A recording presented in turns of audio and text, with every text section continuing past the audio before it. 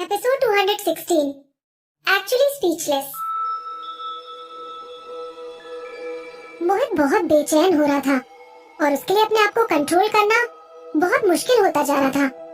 इसलिए उसने विधि की तरफ देखने से बचने के लिए अपनी गर्दन घुमा ली। विधि फिर से अनईजी महसूस करने लगी और बुदबुदाने लगी, खून खून। फिर बेचैन होकर उसने अपने शरीर से खून से लथपथ कपड़ों को उतारने की कोशिश की, लेकिन जैसे ही उसकी ड्रेसिंग की हुई उंगलियों ने पानी को टच किया, उसकी ड्रेसिंग अपनी जगह से खिसकने लगी और जैसे ही उसने अपनी घायल उंगलियों से अपने कपड़े को उतारने के लिए छुआ, वो दर्द से चीख उठी। उसकी दर्द भरी चीख सुनकर मोहित खुद को उसे पलटकर देखने से रोक नहीं पाया और जैसे ही उसने अपनी गर्दन विधि की तरफ घुमाई, उसने देखा कि विधि का एक हाथ गर्म पानी के शावर में भीग रहा था और उसकी उंगलियों से खून बह रहा था, जिससे पानी फिर से लाल हो गया था। मोहित उसे देखकर हैरान रह गया और उसने तुरंत उसका हाथ पकड़ते हुए कहा, ये तुम क्या कर रही हो? विधि ने मोहित की तरफ देखा और फिर रो पड़ी। इतना सारा खून, मुझे दर्द हो रहा है। उसने अपने आप को कोसा, फिर तेजी से विधि को पलटकर उसके शरीर से खून से लथपथ कपड़े उतारकर उन्हें दूर फेंक दिया। विधि की खूबसूरत पीठ एक्सपोज हो गई थी। उसके दुबले पतले शोल्डर ब्लेड्स बिल्कुल किसी तितली के पंखों की तरह दिखाई दे रहे थे, जैसे उन्हें एक पतली सी बेल्ट से कस के बांध दिया गया हो। उसके सारे कपड़े खून के धब्बों से भरे हुए थे। मोहित को लग रहा था जैसे उसके दिमाग में खून दौड़ने लगा है। उसे कुछ समझ में नहीं आ रहा था और उसे लग रहा था कि जैसे वो खुद भी मदहोश होता जा रहा है। वो ये भी नहीं सोच पा रहा था कि वो उस पतली सी बेल्ट को कैसे खोल सकता है। दोनों के बीच अब बस बहते हुए पानी का फासला था। मोहित ने विधि की पीठ पर अपना सीना टिका दिया और उसे पीछे से हग करते हुए उसे धीरे से दबा दिया। विधि अब भी रो रही थी और उसकी रोने की आवाजें और सिसकियां उसे साफ सुनाई दे रही थी। मोहित अपने हाथों को काट देना चाहता था। उसके हाथ जैसे उसके कंट्रोल में ही नहीं रह गए थे, जैसे उसके हाथों की अपनी इच्छा थी और वो विधि की कमर को सहलाते हुए उसके शरीर को छूकर महसूस करना चाहते थे।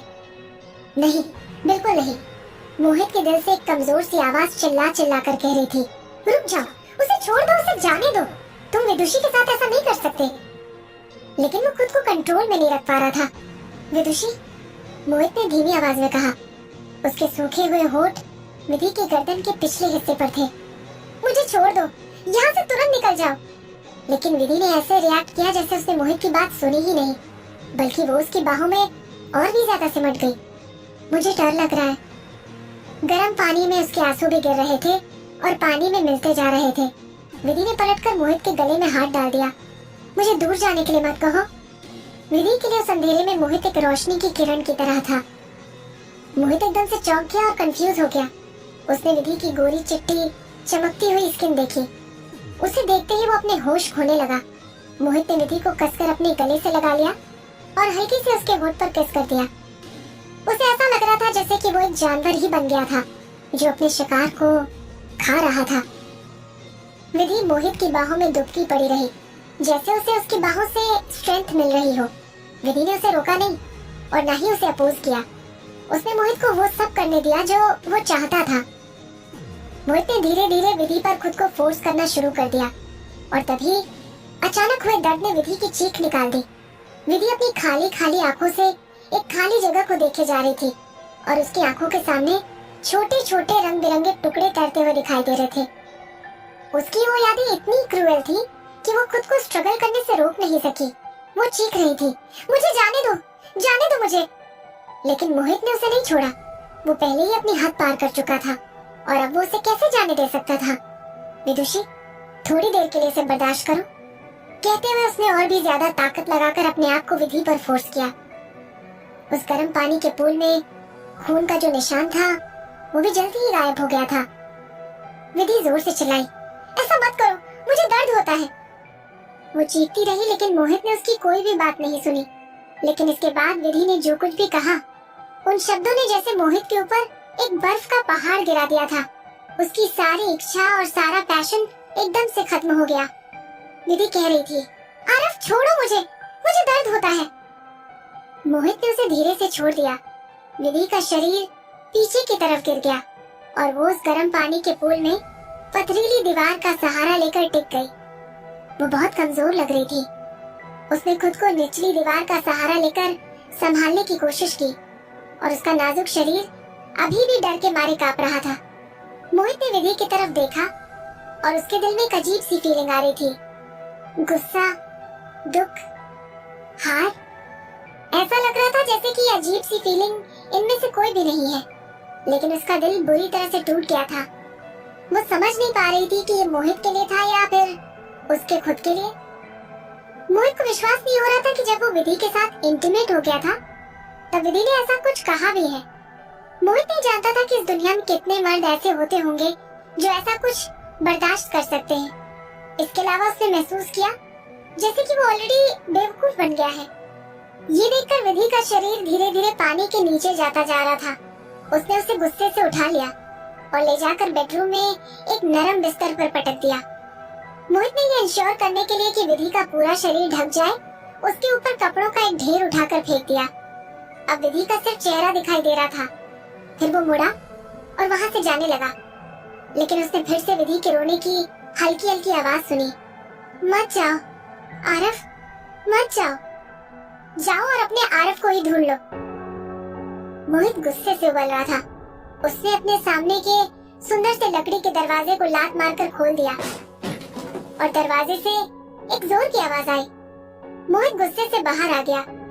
उसने लिविंग रूम की कुछ चीजों को गुस्से से तोड़ डाला, लेकिन वो अभी भी शांत नहीं हो पा रहा था। अपना गुस्सा निकालने के लिए उसने दीवार पर घूंसा मारना शुरू कर दिया। उसके नकल्स फट गए थे और उनमें से खून बहने लगा था, लेकिन उसने ऐसे एक्ट किया जैसे उसे कोई दर्द महसूस ही नहीं हो रहा हो। उसके चेहरे पर उदासी छा गई थी और उसके चेहरे का एक्सप्रेशन अजीब सा होने लगा था। कुछ देर बाद वो अपने स्टडी रूम में चला गया और किसी को कॉल करने लगा। कॉल कनेक्ट होते ही, हेलो मिस्टर बादशाह, उसने कहा, आरव कपूर के बारे में आपकी इन्वेस्टिगेशन कैसी चल रही है? क्या उसकी जिंदगी में विधि के अलावा और भी कोई लड़की है जो उसके साथ काफी गहराई तक इन्वॉल्व है?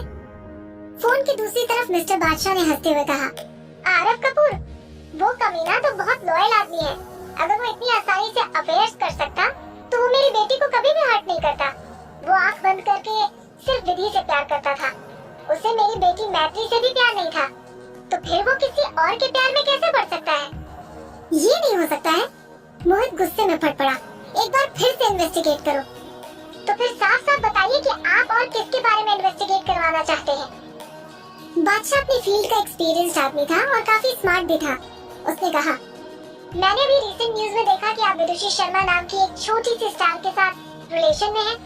वो लड़की मुझे अभी भी याद है। मैंने सुना है कि आरव कपूर ने उसे परेशान करने की कोशिश भी की थी। मुझे यकीन है कि आप ये चाहते हैं कि मैं आरव कपूर के साथ विदुषी के रिलेशन के बारे में इन्वेस्टिगेशन करूं, लेकिन मैं आपको अभी से ही बता देता हूं कि ऐसा पॉसिबल नहीं है कि उनके बीच कुछ भी हुआ हो। वो अभी बहुत छोटी है और सिर्फ 18 साल की है। 10 साल पहले विधि जिंदा थी और आरव विधि के साथ इन्वॉल्व था। उस समय तो विदुषी इतनी छोटी थी कि वो अपने किंडरगार्टन में रही होगी। वो सब ठीक है, लेकिन आपको फिर भी इसके बारे में इन्वेस्टिगेशन करना होगा। मोहित ने सख्ती के साथ कहा। उसका मूड बहुत खराब था। मिस्टर बादशाह काफी एक्सपीरियंस था। वो शांति के साथ हंसता हुआ बोला, आपको क्या हो गया मिस्टर भाटिया? उस छोटे से स्टार से आपकी लड़ाई हुई है क्या? अरे आप मेरे ऊपर क्यों चिल्ला रहे हो? आपको आरव के साथ उसके रिश्ते की इतनी परवाह क्यों है? मुझे नहीं लगता कि आपने अभी तक किसी को भी इसकी इन्वेस्टिगेशन करने के लिए नहीं भेजा होगा।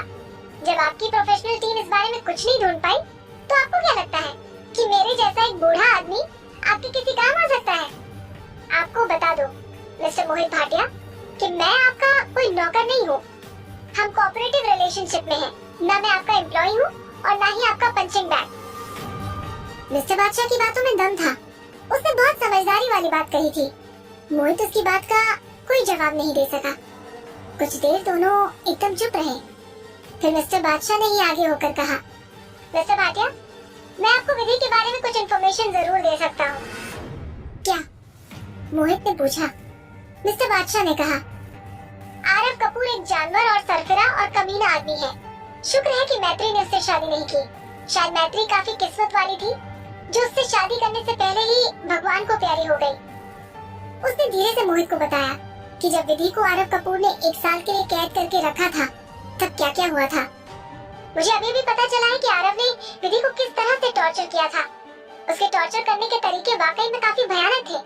अगर किसी में थोड़ी सी भी इंसानियत होगी तो कोई भी आदमी ऐसा काम नहीं कर सकता था। मोहित चुपचाप उसकी बातें सुनता रहा।